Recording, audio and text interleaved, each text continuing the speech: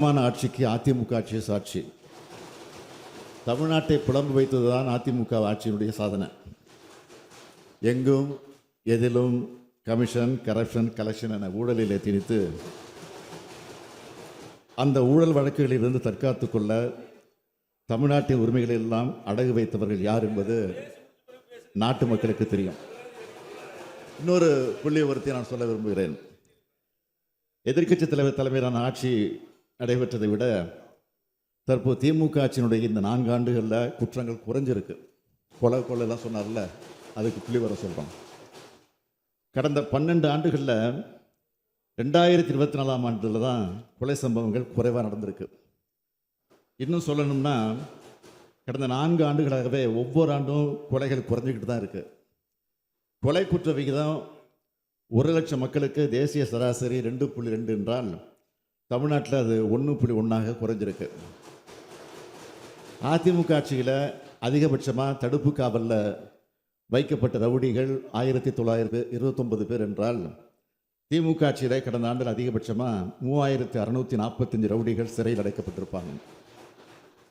ஏ மற்றும் A+ ரவுடிகள் எண்ணிக்கை 50 விழுக்காடாக குறைக்கப்பட்டிருக்கு.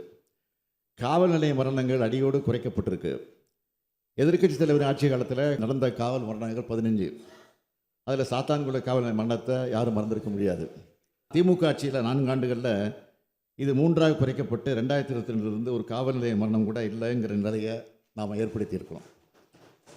எதிர்க்கட்சி தலைவரோட ஆட்சி காலத்தில் 4 ஆண்டுகளில் 14,174 பேர் குண்டர் சட்டத்தில் அடைக்கப்பட்டாங்க. ஆனால் திமுக ஆட்சியில் 4 ஆண்டில் 15,899 பேர் குண்டர் சட்டத்தில் அடைக்கப்பட்டிருக்காங்க.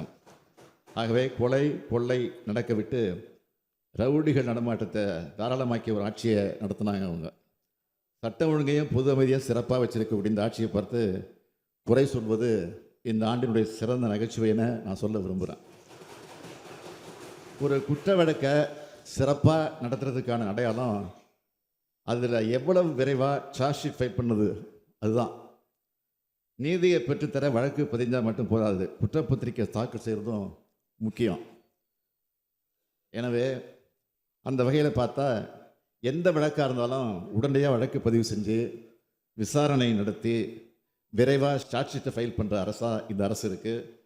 கொலை, ஆதாய கொலை ஆகிய வழக்குகளில் 95.2 விழுக்காடு குற்றப்பத்திரிக்கை தாக்கல் செய்யப்பட்டிருக்கு. கொள்ளை வழக்குகளில் 98.4 விழுக்காடு குற்றப்பத்திரிக்கை தாக்கல் செய்யப்பட்டிருக்கு.